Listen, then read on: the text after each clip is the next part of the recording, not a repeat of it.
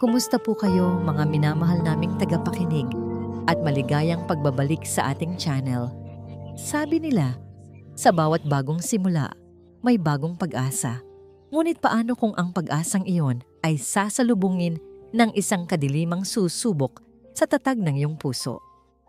Hanggang saan mo kayang panghawakan ang kabutihan kung ang kapalit nito ay ang iyong sariling kapahamakan? Samahan ninyo kaming tunghayan ang kwento ni Sinag Alpas sa unang kabanata ng seryeng Ang Ilaw sa Karimlan. Isang malakas na kalabog ang gumising sa diwa ni Sinag. Ang mga papel na naglalaman ng vital signs ng kanyang pasyente ay nagkalat sa malamig at makintab na sahig ng nurse's station, tila mga puting dahon na nalagas sa isang bagyo. Nakatayo sa harap niya si Head Nurse Silakbo Di Matulak. Ang kanyang mukha ay walang emosyon, ngunit ang kanyang mga mata ay kasing talim ng bisturi. Ang katahimikan sa buong paligid ay nakakabingi. Maging ang ibang mga nurse ay napahinto sa kani-kanilang ginagawa. Mga estatwang takot gumalaw. Pulutin mo yan! Utos ni Silakbo. Ang boses ay kalmado ngunit may bigat na parang yelo. Ngayon din, naramdaman ni Sinag ang pag-iinit ng kanyang mga pisngi. Nanginginig ang kanyang mga kamay habang dahan-dahan siyang yumuko upang damputin ang bawat piraso ng papel. Parang may bumabara sa kanyang lalamunan, pinipigilan ang mga luhang nagbabadyang tumulo. Unang araw pa lang niya sa sentro medikal ng ginhawa, ngunit pakiramdam niya ay hinatulan na siya. Ang pagkakamali niya? Isang maling pagkasulat sa oras ng pag-inom ng gamot. Isang maliit na pagkakamali na itinama naman niya agad, ngunit para kay Head Nurse Silakbo, iyon ay isang kasalanang mortal. Sa susunod na maging pabaya ka, Nurse Alpas, dinig niyang sabi nito mula sa itaas. Hindi lang yang chart ang ipapapulot ko sa'yo, kundi ang lisensya mo. Hindi na nag-angat ng tingin si Sinag. Hinintay niyang marinig ang papalayo nitong mga yapak. Bago siya tumayo, yakap-yakap ang mga papel sa kanyang dibdib na tila isang kalasag. Kaninang umaga lang, puno siya ng pag-asa. Humarap siya sa salamin. Buong pagmamalaking sinuot ang kanyang puting uniforme. Tiningnan niya ang kupas na litrato ni Buklod na nakadikit sa gilid ng salamin. Ang nakababaatan niyang kapatid, ang kanyang inspirasyon, ang kanyang dahilan. Para sa'yo to, bunso, bulong niya sa litrato. Konti na lang, mapapa-opera ka na natin. Ngunit ngayon, ang pag-asang iyon ay unti-unting tinutunaw ng takot at kahihiyan. Pag-uwi niya ng gabing iyon, isang pamilyar na bigat ang sumalubong sa kanya sa pinto. Ang amoy ng liniment, ang katahimikan ng bahay, at ang anino ng kanyang inang si Luningning na nakaupo sa sopa, tulala at nakatingin sa kawalan. Ma, bati ni Sinag. Hindi lumingon si Luningning. Kumain ka na, sabi nito sa mahinang boses. Hindi tanong kundi isang utos na walang buhay. Sa loob ng kwarto, naroon si Buklod, nakahiga at medyo hirap sa paghinga. May ngiting sumilay sa mga labi nito nang makita siya. Ate, kamusta ang pakiramdam mo? Tanong ni Sinag. Umupo sa gilid ng kama at hinaplos ang buhok ng kapatid. Isang mahinang ubo ang isinagot ni Buklod. At sa bawat ubong iyon, parang may kung anong tumutusok sa puso ni Sinag. Ito ang dahilan kung bakit kailangan niyang magtiis kahit gaano kahirap, kahit gaano kasakit, para kay Buklod. Matapos ang hapunan na dinaan lang sa katahimikan, bumalik si Sinag sa ospital para kunin ang naiwan niyang payong. Gabi na at halos wala ng tao sa mga pasilyo. Habang naglalakad, napansin niya ang isang matandang lalaki na nakaupo sa isang bangko sa dulo ng hallway, nanginginig sa ginaw. Payat ito, gusgusin ang damit at walang sino mang pumapansin. Ito si Kaambo, ang pasyenteng walang bantay at laging iniiwasan ng ibang staff dahil wala raw itong pambayad. Saglit na nag-alinlangan si Sinag, ngunit nanaigang kanyang puso. Pumasok siya sa pantry, nagtimpla ng isang basong maligamgam na tubig at dinala ito sa matanda. "Tay," tawag niya ng marahan. "Heto po, inumin niyo para mainitan ang sikmura niyo." Nag-angat ng tingin ang matanda. Nagulat ito, ngunit may munting kislap ng pasasalamat sa mga mata nito. Kinuha nito ang baso gamit ang nanginginig na mga kamay. "Salamat, Ineng." "Salamat." Isang maliit na ngiti ang isinukli ni Sinag. Sa isang iglap, tila gumaan ang bigat na kanina pa niya pinapasan. Ang simpleng pasasalamat na yon ay sapat na. Nang tumalikod na siya para umalis, hindi niya namalayan ang matatalim na tingin ng dalawang nurse na nagbubulungan malapit sa station. Kawawa naman yung baguhan. Dinig niyang bulong ng isa. Siya na yata ang bagong laruan ni Ma'am Silakbo. Sumagot ang isa pa, at ang mga salita nito ay tumatak sa isip ni Sinag na parang nagbabagang bakal. Sino pa nga ba? Ganyan talaga, pagkaharap mo na, si ang halimaw ng ginhawa. Napahinto si Sinag sa kanyang paglakad. Biglang nanlamig ang kanyang buong katawan. Halimaw. Iyon pala ang tawag nila sa head nurse.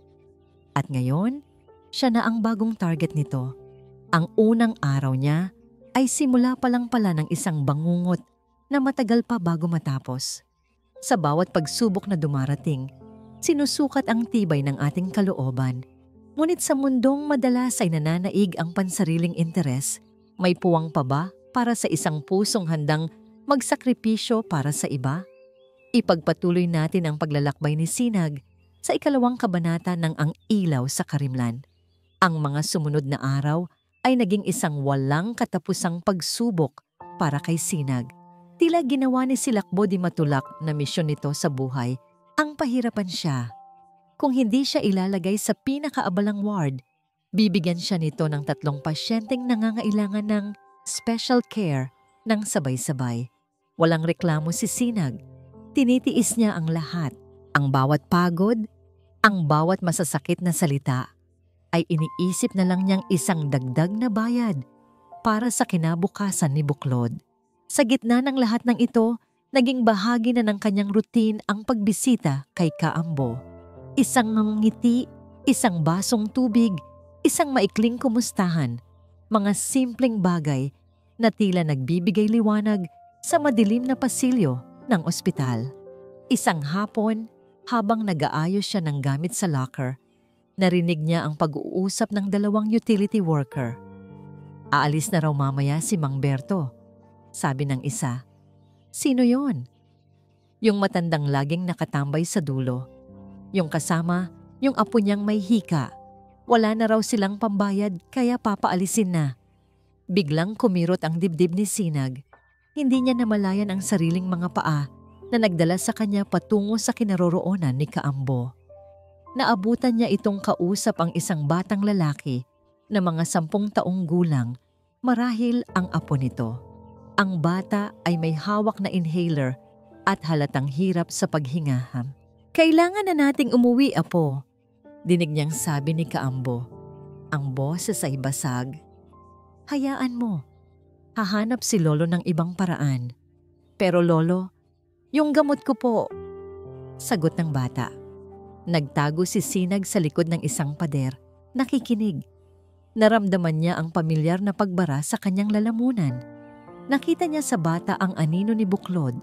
Nakita niya sa desperadong mukha ni Kaambo ang sarili niyang takot. Alam niyang hindi tama ang kanyang gagawin. Ang perang hawak niya ay para sa paunang bayad sa espesyalista ni Buklod. Bawat sentimo ay mahalaga. Ngunit paano niya tatalikuran ang isang batang nangangailangan ng gamot? Paano niya ipipikit ang kanyang mga mata sa isang lolong nagmamakaawa sa hangin? Pumikit siya ng mariin. Sa kanyang isipan, nakita niya ang mukha ni Buklod, nakangiti. Pagkatapos, nakita niya ang umiiyak na mukha ng apo ni Kaambo. Naghalo ang mga ito, naging isa. Dahan-dahan niyang binuksan ang kanyang pitaka. Kinuha niya ang halos lahat ng laman yon. Ang pinaghirapan niyang sahod, ang kanyang pag-asa. Lumakad siya ng mabilis patungo sa pharmacy ng ospital. "Miss, magbabayad po ako," sabi niya sa pharmacist. Ang boses ay halos pabulungi. Ibinigay niya ang pangalan ng apo ni Kaambo. Nangunot ang noo ng pharmacist. "Malaki to, miss. Sigurado ka?" Tumangulang si Sinag. Inabot ang pera. "Pakisabi na lang po na may nag-sponsor. Huwag niyo na pong sabihin kung sino." Pagkatapos magbayad, mabilis siyang umalis. Hindi niya gustong makita siya ni Kaambo. Hindi niya kailangan ng pasasalamat. Ang kailangan niya ay ang mapanatag ang kanyang konsensya. Habang naglalakad siya papalayo, naramdaman niya ang isang kakaibang halo ng lungkot at gaan. Lungkot? Dahil ang pangarap para kay Buklod ay tila mas lumayo. Ngunit gaan? Dahil alam niyang sa gabing iyon, isang bata ang makakahinga ng maluwag. Sa dulo ng pasilyo, nakatayo si Kaambo.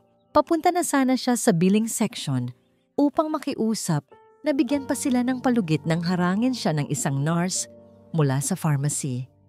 "Mang Berto, bayad na po pala ang mga gamot ng apo ninyo at ang balanse ninyo sa ospital," sabi ng nurse, nakangiti.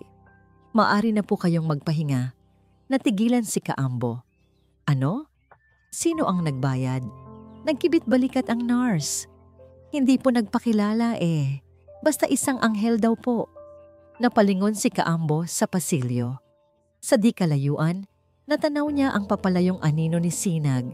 Isang payat na anino ng isang babaeng pasan ang buong mundo sa kanyang mga balikat. Umupo siya pabalik sa bangko. Ang kanyang mga mata ay hindi na tulad ng isang ordinaryong matanda. May talas at lalim ito na hindi nababagay sa gusgusin niyang anyo. Dahan-dahan niyang kinuha mula sa kanyang bulsa ang isang maliit at lumang notebook at isang maliit na lapis. Isinulat niya ang pangalan, Sinag Alpas, at sa ilalim nito, gumuhit siya ng isang maliit na bituin. Ang bawat lihim ay parang isang anino, tahimik na gumagapang sa dilim, naghihintay ng tamang pagkakataon upang magpakita. Sa isang lugar na dapat sana'y nagbibigay lunas, may mga misteryong nagkukubli na maaaring maging lason. Ito ang 3 kabanata ng Ang Ilaw sa Karimlan. Ang gaan na naramdaman ni Sinag ay panandalian lamang. Pag-uwi niya, ang katahimikan sa bahay ay mas mabigat kaysa dati. Naabutan niyang nakaupo sa hapagkainan ang kanyang ina, si Luningning. Sa ibabaw ng mesa ay nakakalat ang mga resibo at ang sobre kung saan niya itinatago ang ipon para sa operasyon ni Buklod. Walang laman ang sobre. "Saan mo dinala ang pera, Sinag?" tanong ni Luningning. Ang boses ay walang emosyon, ngunit ang panginginig ng kanyang mga kamay ay hindi maitatago. Hindi nakasagot agad si Sinag. May pinaglaanan lang po akong importante." "Importante?" Isang mapait na tawa ang kumawala sa mga labi ni Luningning. "Mas importante pa kaysa sa buhay kang buhay ng kapatid mo? Habang ako, nagtitipid sa lahat ng bagay. Ikaw, kung saan-saan mo lang iwawaldas ang pera. Hindi po sa ganon, ma. Huwag mo na akong lokohin, Sinag." Sa wakas ay sumabog si Luningning. Ang mga matay nanlilisik sa galit at hinanakit. "Nakita kita noong isang araw na may kausap na lalaki sa labas ng ospital. Siya ba? Sa kanya mo ba ibinigay ang perang dapat ay para sa kapatid mo? Nagbubulag-bulagan ka ba sa sitwasyon natin?" Natigilan si Sinag. Ang sinasabi ng ina niya ay ang gwardiya na kinausap niya para itanong ang schedule ng bus. Ngunit alam niyang walang saysay ang magpaliwanag. Ang isip ng kanyang ina ay matagal nang nilamon ng lungkot at pagdududa. "Buhay ng kapatid mo ang nakataya rito," sigaw ni Luningning. At sa bawat salita, parang sinasaksak ang puso ni Sinag. "Tapos uunahin mo pa ang paglalandi mo." Hindi na nakaimik si Sinag. Tumalikod na lang siya at pumasok sa kanyang kwarto. Dala-dala ang bigat ng mga akusasyong hindi totoo. Kinabukasan sa ospital, mas lalong naging komplikado ang lahat. Habang kumukuha siya ng gamot sa stockroom para sa isang pasyente, narinig niya ang pagrereklamo ng isa sa mga senior nurse. Pangatlong beses na to ngayong linggo, sabi ni Nurse Eva. Laging nawawala ang mga high-grade antibiotics. Kaka-deliver lang nung Lunes, pero ngayon, halos wala ng stock. Ano to? Pinapapak ng daga. Baka naman may multo dito sa ginhawa. Biro ng kasama nito. Ngunit para kay Sinag, hindi iyon biro. Bigla niyang naalala ang mga kakaibang kilos ng ilang staff na malapit kay Silakbo. Ang mga palihim na pag-uusap, ang madalas na paglabas-masok sa stockroom kahit hindi naman nila oras ng duty. At isang gabi, nakita niya mismo. Nakita niya ang isa sa mga paboritong nurse ni Silakbo, si Nurse Liza, na may bitbit na isang itim na gym bag at pasimpleng isinakay ito sa trunk ng kanyang kotse. Kumunot ang noo ni Sinag. Imposibleng gamit lang sa gym ang laman niyon dahil 10:00 na ng gabi at tapos na ang shift nito. Nagsimulang magkabuhol-buhol ang lahat sa kanyang isipan. Kinabukasan, habang nag-aalaga siya kay Kaambo, tinanong niya ito. Kaambo, matagal na po ba kayo rito sa ginhawa? Tumango ang matanda. Hindi inaalis ang tingin sa kanya. Bakit, Ineng? Wala naman po. Parang may mga kakaiba lang po akong napapansin. Isang makahulugang nangiti ang gumuhit sa mga labi ni Kaambo. Isang nangiting hindi nababagay sa isang simpleng matanda. Ineng, sabi nito sa mahinang boses, napapansin mo rin ba ang mga anino dito sa ospital? Yung mga aninong gumagapang kahit katanghalian? Kinilabutan si Sinag sa tanong na yon. Hindi niya alam kung paano, pero pakiramdam niya ay naiintindihan siya ng matanda. Alam nito ang kanyang mga pagdududa. Bago pa siya makasagot, nag-vibrate ang kanyang telepono.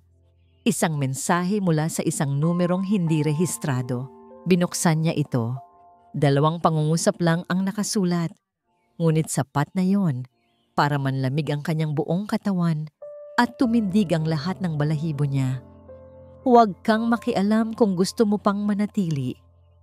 Nasa loob ng kanyang opisina, si Silakbo di Matulak, nakatitig sa salansan ng mga papeles, ngunit hindi naman talaga nagbabasa.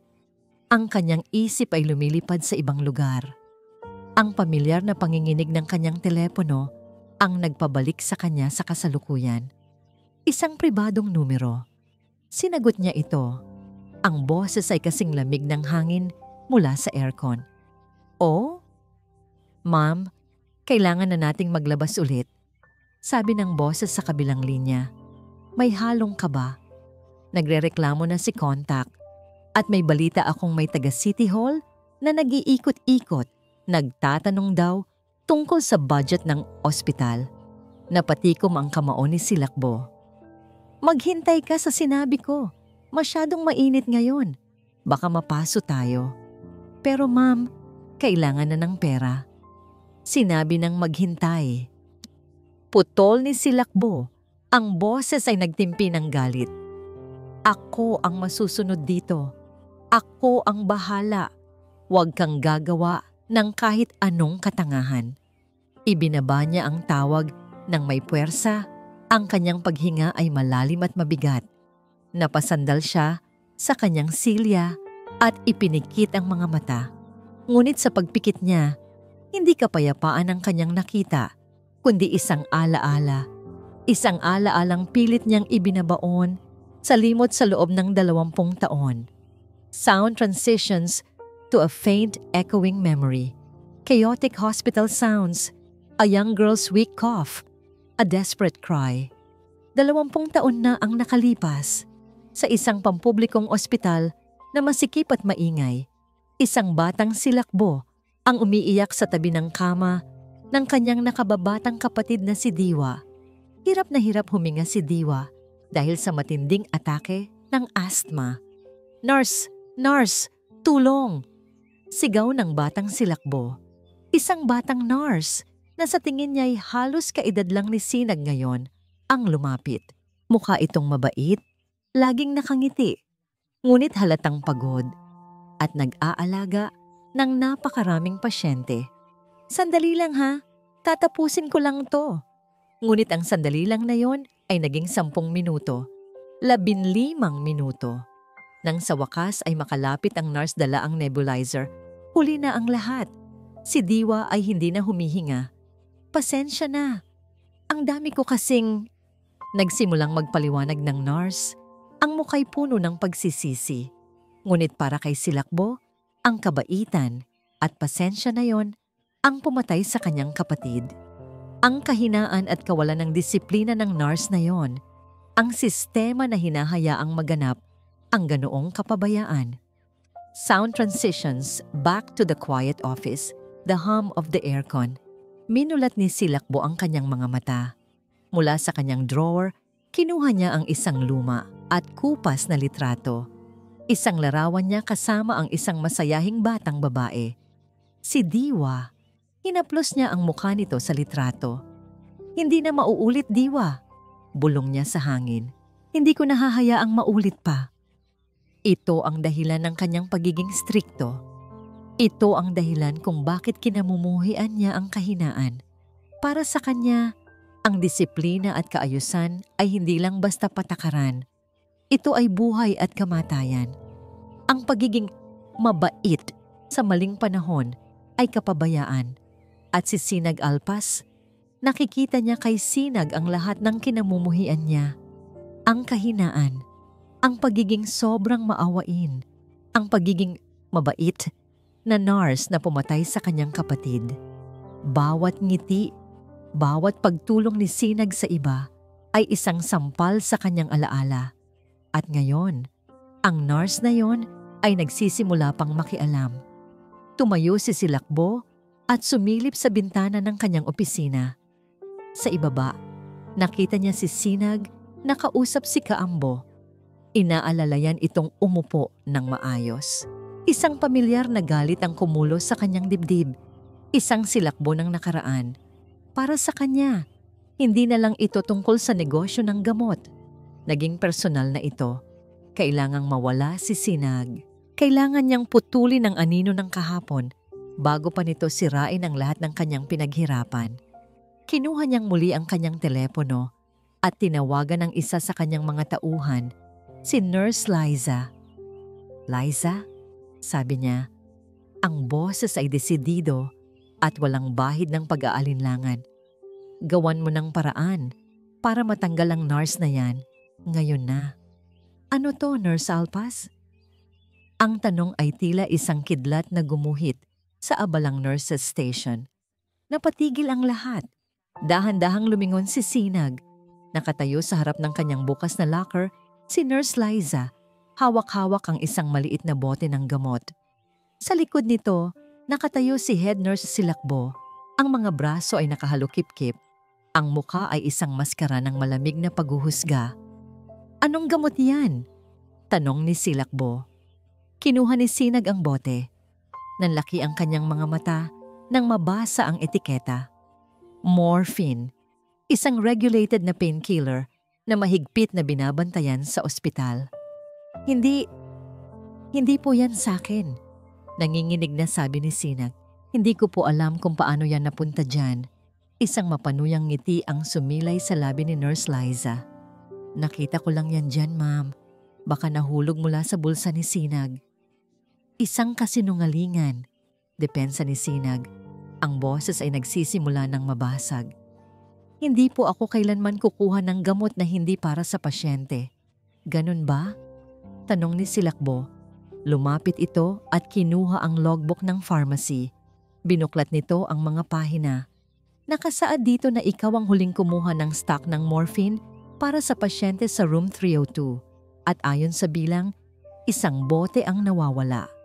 Gumuho ang mundo ni Sinag.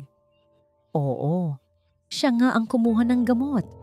Pero sigurado siyang naibigay niya ito ng tama. Ito ay isang bitag.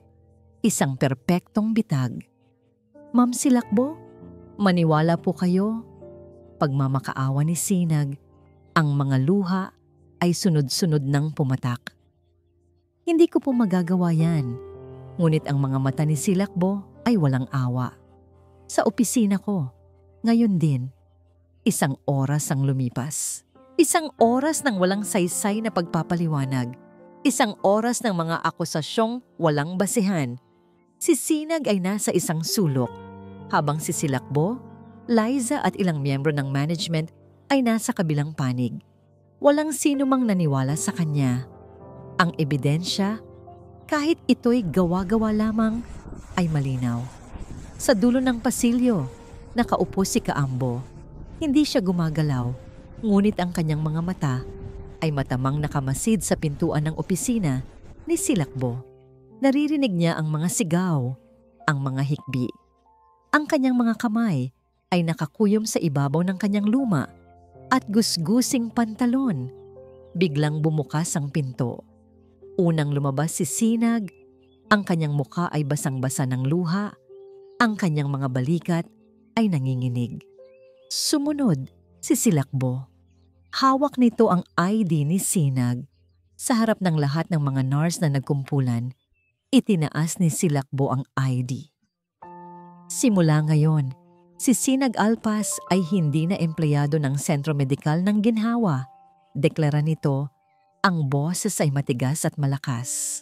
Pagkatapos, sa isang kilos na puno ng paghamak, binali nito ang ID sa dalawa. Sound of plastic snapping sharply. Walang lugar ang mga magnanakaw dito, sabi ni Silakbo. Ang mga matay nakatitig ng diretso kay Sinag. Isang malakas na hikbi ang kumawala kay Sinag. Hindi na niya kinaya.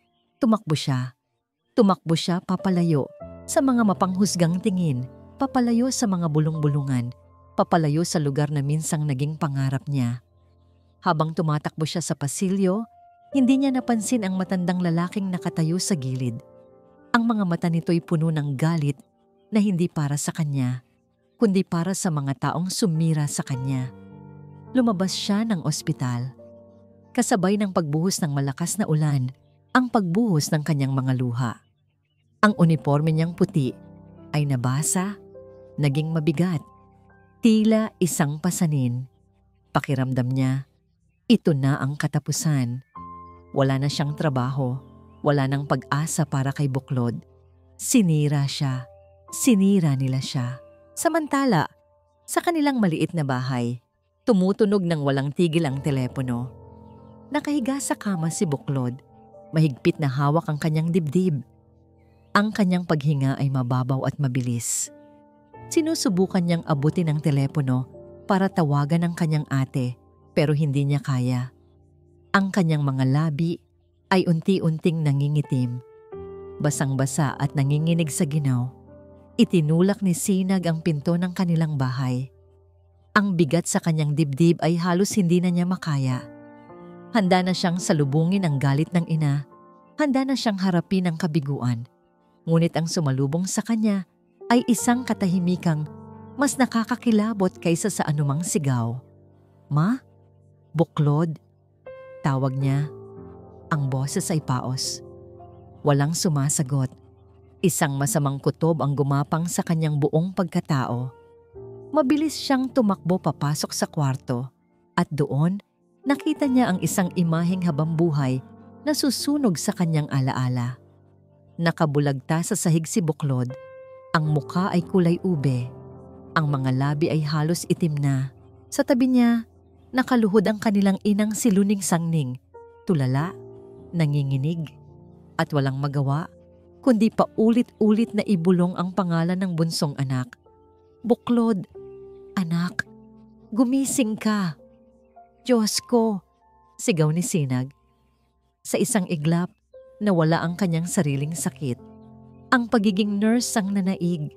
Dumapa siya sa tabi ng kapatid at sinimula ng CPR. 1, 2, 3, 4. Bilang niya sa bawat diin sa dibdib ni Buklod. Ang mga luhay humahalo sa pawis sa kanyang noo. Tumawag ka ng ambulansya, ma. Bilis! Tila natauhan si Luningning. Nanginginig nitong kinuha ang telepono. Sound of frantic CPR, desperate counting, and a panicked phone call in the background. Ang mga sumunod na sandali ay malabo at magulo. Ang tunog ng sirena. Ang mga paramedic na pumapasok sa bahay. Ang mabilis na biyahe papunta sa nag-iisang ospital na malapit. Ang sentro medikal ng ginhawa, ang lugar na nagpahirap sa kanya, ngayon ay ang tanging lugar na maaring magligtas sa kanyang kapatid. Sa emergency room, ang lahat ay kumilos ng mabilis. Mga doktor, mga nurse, ang ilan ay mga dati niyang katrabaho na ngayon ay tinitingnan siya na may halong awa at pagtataka. Isinara ang kurtina at naiwan si Sinag at Luningning sa labas, sa malamig na pasilyo ng paghihintay. Lumipas ang tila isang kawalang hanggan bago lumabas ang isang doktor. Ang mukha nito ay seryoso.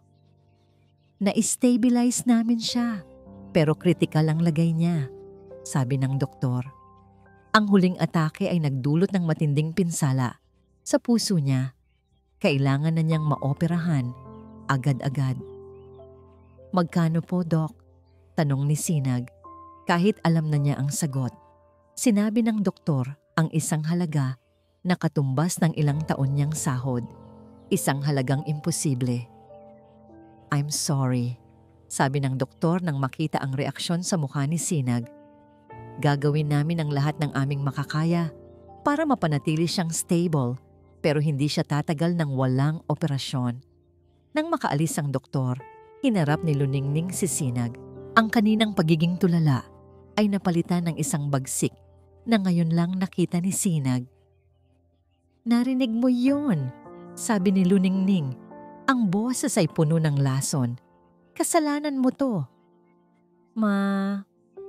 Kung hindi ka sana nagpabaya, kung hindi ka sana natanggal sa trabaho, kung hindi mo sana winaldas ang pera para sa kung sinong lalaki. Sound of a sharp slap. Dumapo ang palad ni Luningning sa pisngi ni Sinag. Ang sakit ay hindi pisikal, kundi isang hiwa na tumagos hanggang sa kanyang kaluluwa. Sinira mo ang buhay natin, sigaw ni Luningning. Bago ito napaluhod sa sahig, humahagulgol ng walang tigil. Naiwang nakatayo si Sinag, hawak ang namumulang pisngi. Wala na siyang maramdaman. Manhid, basag. Tinalikuran niya ang kanyang ina at naglakad papalayo.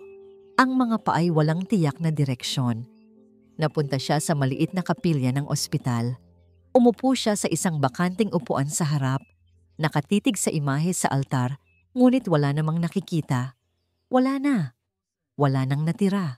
Ang trabaho niya, ang pera, ang tiwala ng ina niya, at ngayon, ang buhay ng kapatid niya. Lahat ay nawala. Ipinatong niya ang kanyang ulo sa sandalan ng upuan, sa harap niya at doon, sa katahimikan ng kapilya, tahimik siyang umiyak. Hindi isang iyak ng pagmamakaawa, kundi isang iyak ng pagsuko. Isang kamay, magaspang at may edad na, ang dahan-dahang dumampi sa kanyang balikat. Nag-angat siya ng tingin. Si Kaambo.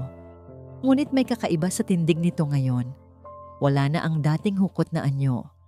Ang mga mata nito ay matatag at puno ng isang awtoridad na hindi niya pa nakikita dati. Tumayo ka, Sinag, sabi ni Kaambo. Ang boses nito ay hindi na mahina at nanginginig. Ito ay kalmado, malalim, at puno ng kapangyarihan. Hindi pa tapos ang laban. Nakatitig lang si Sinag kay Kaambo, naguguluhan. Ang matandang kaharap niya ngayon ay hindi ang Kaambo na kilala niya. Ang tindig, ang tingin, ang boses, lahat ay nagbago. Sa sino po kayo? Tanong ni Sinag, pinupunasan ng kanyang mga luha. Sa ngayon, isa lang akong kaibigan na naniniwala sa'yo, sagot ni Kaambo. Nakita ko ang lahat, Sinag. Ang panggigipit sa'yo ni Silakbo, ang pag-frame up sa'yo kanina. Alam kong inosente ka. Isang munting kislap ng pag-asa ang sumibol sa puso ni Sinag. Sa kauna-unahang pagkakataon, mula nang magsimula ang lahat, may isang taong naniwala sa kanya. Pero, paano po ninyo nalaman? May mga bagay na hindi mo kailangang makita para malaman, sabi ni Kaambo. Ang kailangan mo lang gawin ay magmasid. Matagal ko nang pinagmamasdan ang mga anino sa ospital na ito. Ang mga nawawalang gamot, ang mga palihim na transaksyon, at si Silakbo ang nasa sentro ng lahat. Biglang naalala ni Sinag ang mga hinala niya noon. Ang mga gamot? Eksakto, pagpapatuloy ni Kaambo. May sindikato sila sa loob mismo ng ginhawa at natatakot si Silakbo sa'yo dahil nakikita niya ang hindi dapat makita ng iba. Kaya kanya gustong tanggalin. Tumayo si Kaambo. Sinag, kailangan nating makuha ang ebidensya. Ang mga logbook ng inventory, ang mga delivery record, lahat yon ay nasa records room. Kung mapapatunayan natin ang pagnanakaw nila, malilinis ang pangalan mo. Nag-alinlangan si Sinag. Pero paano? Bawal na po akong pumasok dito. May alam akong daan, sabi ni Kaambo. Ang mga matay kumikinang sa ilalim ng madilim na ilaw ng kapilya. Magtiwala ka sa akin. Ngayong gabi, kukunin natin ang hustisya. Samantala, sa opisina ni Silakbo, nag-iinit ang kanyang ulo habang kausap niya ang kanyang contact sa telepono. Sound of a tense phone call, papers being shuffled angrily.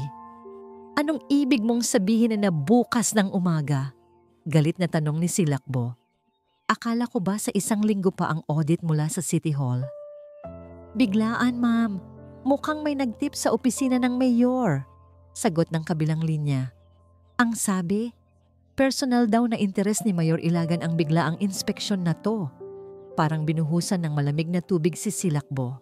Mayor Lacan Ilagan, ang bagong upong alkalde na kilala sa pagiging incorruptible. Kung makikita nila ang mga discrepancy sa records, tapos na siya. Tapos na ang lahat. Kailangan nating itago ang lahat ng papel, sabi niya nagpapanik. Huli na ma'am, nakaschedule na sila bukas, 8 a.m. sharp, wala na tayong oras. Napatigil si Silakbo. Ang kanyang isip ay mabilis na nag-iisip, naghahanap ng desperadong solusyon. Tumingin siya sa paligid ng kanyang opisina. Ang kanyang mga mata ay dumapo sa fire extinguisher na nakasabit sa pader. Isang madilim at mapanganib na ideya ang nabuo sa kanyang isipan. Kung hindi niya maitatago ang ebidensya, kailangan niya itong sirain. Lahat ng ito, isang aksidente, isang sunog, walang ebidensya, walang kaso. May naisip na ako.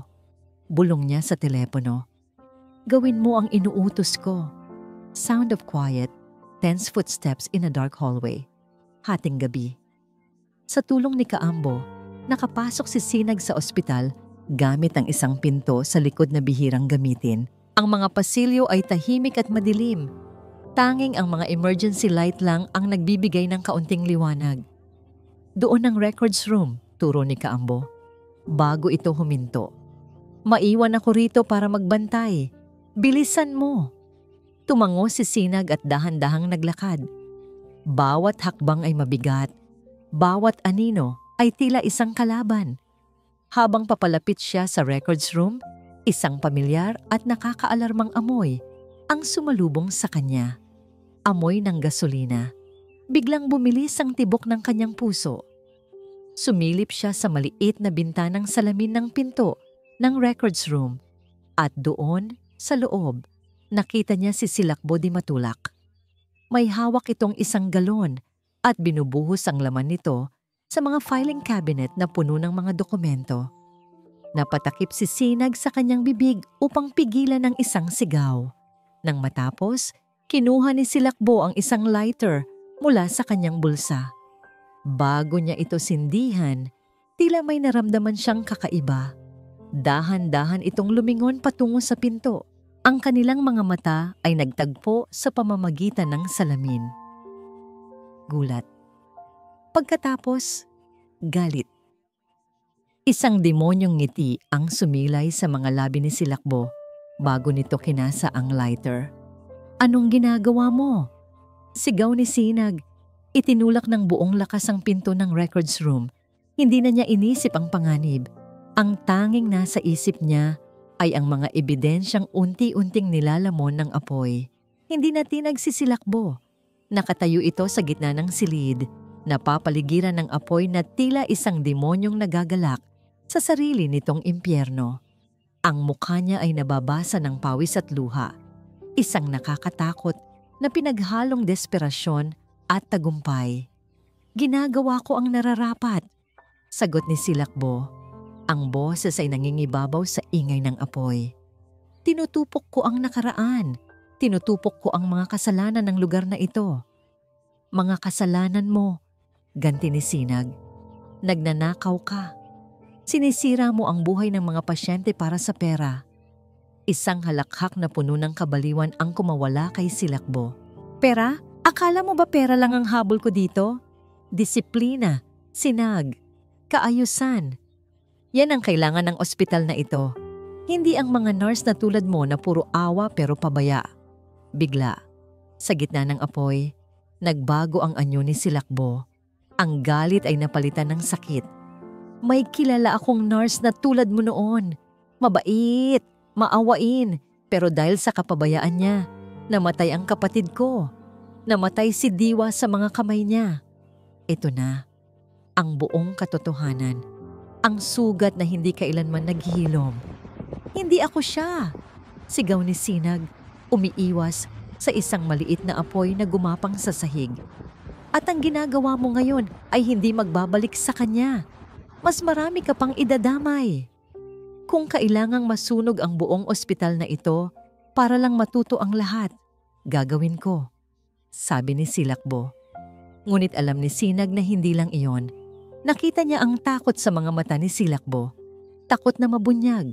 Takot na makulong. Sa halip na tumakbo papalabas, isang desisyon ang nabuo sa isip ni Sinag. Nakita niya ang isang fire extinguisher sa pader na hindi pa inaabot ng apoy. Tumakbo siya patungo rito. Hinila ito mula sa pagkakakabit at kinalas ang safety pin. Sound of a safety pin being pulled and the hiss of a fire extinguisher. Itinutok niya ito sa apoy na pinakamalapit sa mga bakal na filing cabinet. Ang mga dokumento sa loob niyon ang kailangan niya. Ang katotohanan, ang kanyang kalayaan. Nagulat si Silakbo sa kanyang ginawa. "Anong ginagawa mo, hangal? Mamamatay ka rito. Mas gugustuhin ko pang mamatay dito na may paninindigan kaysa mabuhay sa labas na isang kasinungalingan," sagot ni Sinag, patuloy sa pag-apula ng apoy. Ngunit ang apoy ay masyadong malakas. Mabilis itong kumakalat. Ang itim na usok ay makapal at nakakasakal, pumupuno sa buong silid. Sound of coughing, the fire crackling wildly, and a loud creak of burning wood. Biglang may isang malakas na lagabog mula sa itaas. Isang nasusunog na biga mula sa kisame ang bumagsak sa pagitan nila. Tinatalsikan sila ng mga nagbabagang piraso. Ang mas malala, humarang ito sa nag-iisang daan palabas. Natrap sila. Wala na tayong labasan," sigaw ni Silakbo. Ngayon ay puno na ng purong takot. Ang dating halimaw ay isa na lamang babaeng nasukol ng sarili niyang apoy. Si Sinag naman ay nagsimula ng manghina. Ang usok ay tumutusok sa kanyang mga baga. Ang init ay nakakapaso. Napaluhod siya, umuubo ng walang tigil. Ang kanyang paningin ay nanlalabo. Ang huli niyang nakita, bago siya mawalan ng malay, ay ang pulang-pula at kulay kahel na mga dila ng apoy na sumasayaw sa paligid niya, tila mga demonyong nagdiriwang. Sa labas ng records room, ang buong pasilyo ay napuno na ng usok. Ang fire alarm ay umalingaw-ngaw sa buong ospital, isang hudyat ng kaguluhan. Sound of a blaring fire alarm, distant shouting, and running footsteps. Ang mga tao ay nagsisigawan. Ang mga pasyente ay inililikas. Ngunit sa gitna ng lahat ng iyon, si Sinag ay nakakulong sa nagbabagang silid sa harap mismo ng kamatayan. Ang unang pumasok sa kamalayan ni Sinag ay ang malamig na hangin sa kanyang mukha. Pagkatapos ay ang magulong tunog ng mga sigaw, mga yapak at ang walang tigil na sirena. Dahan-dahan niyang iminulat ang kanyang mga mata. Ang una niyang nakita ay ang kisame ng pasilyo, nababalot ng itim na dumi mula sa usok. Gising na siya! Dalhin niyo siya sa triage area! Sigaw ng isang boses. Nararamdaman niyang binubuhat siya sa isang stretcher. Nang lumingon siya, nakita niya ang records room o kung ano ang natira rito. Sunog at wasak. Ngunit nakita rin niya ang mga bomberong naglalabas ng mga bakal na filing cabinet na. Bagamat nadamay sa sunog, ay tila buo pa rin. Nailigtas niya ang ebidensya. Sa gitna ng kaguluhan, isang pamilyar na mukha ang sumalubong sa kanya. Si Kaambo, nakatayo sa gitna ng lahat. Ngunit, may kakaiba. Hindi na siya nakasuot ng gusgusing damit. Ang suot niya ngayon ay isang plantsadong polo shirt at slacks. Ang buhok niya ay maayos na nakasuklay. Ang kanyang tindig ay tuwid at puno ng awtoridad. Sa likod niya ay nakatayo ang dalawang unipormadong pulis at ilang mga taong mukhang opisyal ng gobyerno. Kaambo! Hirap na bulong ni Sinag. Naglakad ito papalapit sa kanya. Ang mga tao sa paligid ay tila humawi upang bigyan ito ng daan. Magpahinga ka na muna, Sinag, sabi nito. Ang boses ay malinaw, makapangyarihan at puno ng pag-aalala. Ilang sandali pa, inilabas din ng mga bumbero si Silakbo di Matulak. Itim ang kanyang mukha sa uling at siya'y umuubo nang walang tigil. Ngunit nang makita niya si Kaambo, natigilan siya. Ang pagod sa kanyang mukha ay napalitan ng pagkabigla at hindi makapaniwalang takot. Ikaw. Nauutal na sabi ni Silakbo. Sa puntong yun, lumapit ang Chief of Police. Mayor, ano po ang utos ninyo? Natigilan ang lahat ng nakarinig.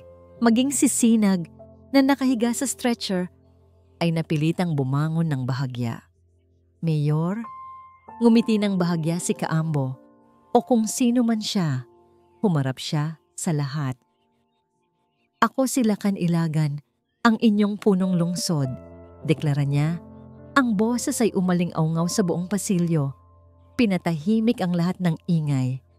Sa loob ng ilang linggo, personal kong inimbestigahan ang mga aligasyon ng korupsyon sa ospital na ito. At ngayong gabi, nakuha na natin ang lahat ng ating kailangan. Tumingin siya ng diretso kay Silakbo. Ang mga mata niya'y matalim na parang kutsilyo. Silakbo di Matulak, inaaresto ka sa kasong pagnanakaw ng ari-arian ng gobyerno, syndicated estafa, at arson. Sound of handcuffs, clicking shut. Gumuho ang mundo ni Silakbo. Napaluhod ito habang pinupusasan ng mga pulis. Ang muka ay isang blankong canvas ng pagkatalo. Wala nang natirang bakas ng dating halimaw ng ginhawa.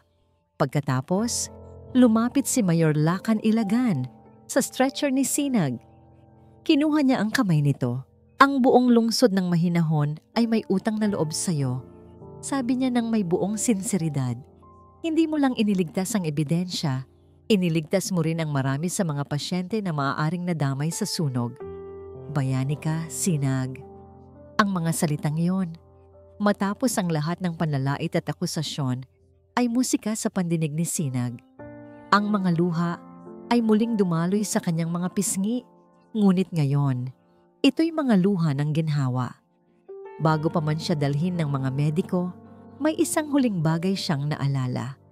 Ang pinakamahalaga sa lahat. Ang kapatid ko po, bulong niya. Ang boses ay halos paubos na. Si Buklod. Isang maunawaing nangiti ang gumuhit sa mga labi ng alkalde.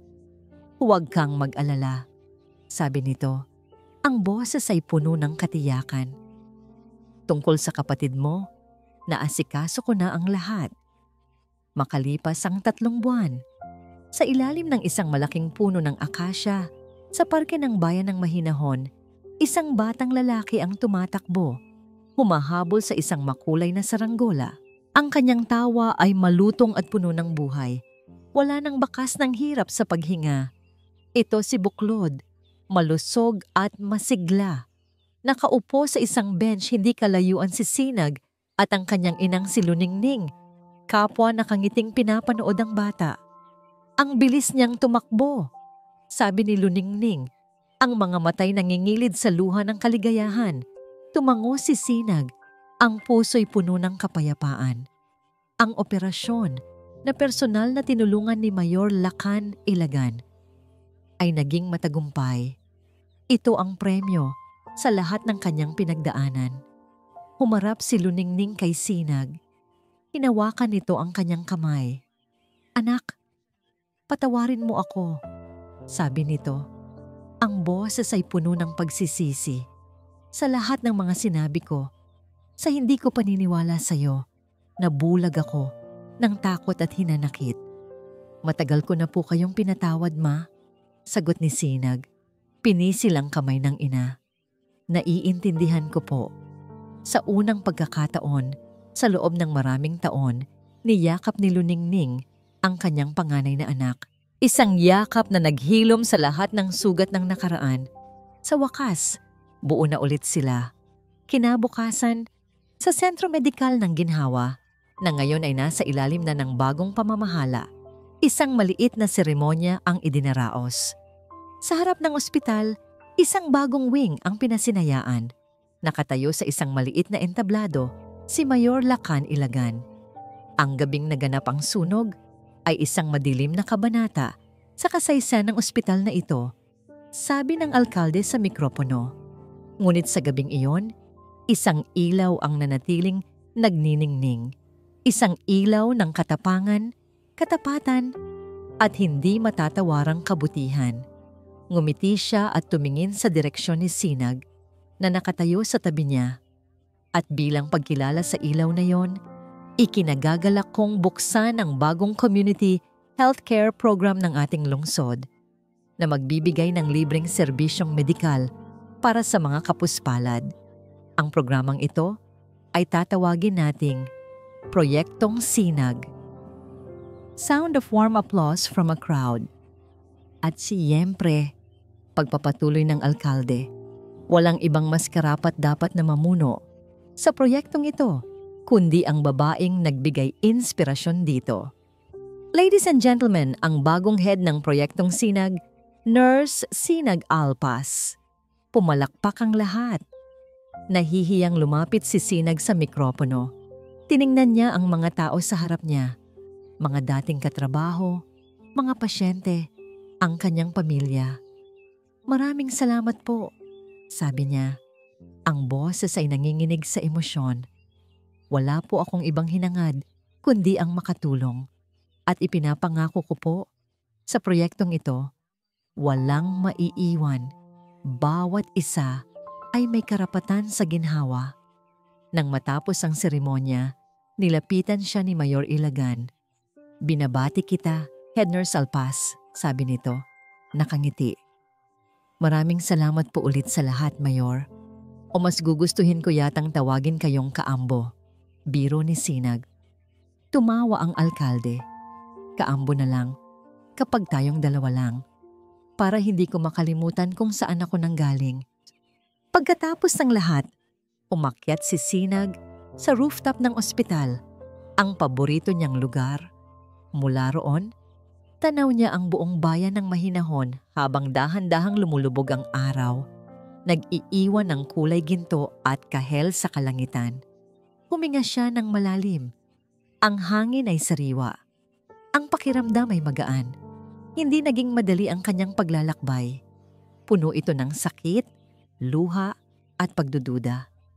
Ngunit sa huli, napatunayan niya ang isang bagay, na ang tunay na kabutihan ay hindi nasusukat sa kawalan ng pagsubok, kundi sa kakayahang manatiling isang ilaw kahit sa gitna ng pinakamatinding karimlan. At habang pinapanood niya ang paglubog ng araw, alam niyang isa na namang magandang umaga ang naghihintay. Isang bukang liwayway na siya mismo ang tumulong na isilang. At dito po nagtatapos ang kwento ni Sinag Alpas. Isang paglalakbay na nagturo sa atin na ang tunay na kabutihan ay hindi isang kahinaan, kundi isang hindi matitinag na lakas na kayang magpabago hindi lang ng isang buhay, kundi ng isang buong komunidad. Taos puso po akong nagpapasalamat sa inyong walang sawang pagsubaybay sa bawat kabanata ng seryeng Ang Ilaw sa Karimlan. Naway may mga aral kayong napulot at inspirasyong baon sa inyong mga puso. Nais ko pong marinig ang inyong saloobin. Ano ang pinakapaborito ninyong eksena? Anong aral ang pinakanatatak sa inyo? I-comment nyo lang po sa ibaba at ating pag-usapan. Kung nagustuhan nyo ang kwentong ito, isang pindot lang po sa like button. I-share sa inyong mga kaibigan at kapamilya. At syempre, huwag kalimutang mag-subscribe para sa mas marami pang mga kwentong aantig sa inyong mga damdamin.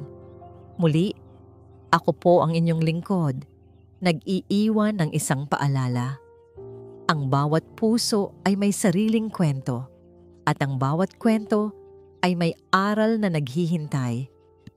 Pagpalain po kayo ng Panginoon, kayo at ang inyong buong pamilya. Hanggang sa muli.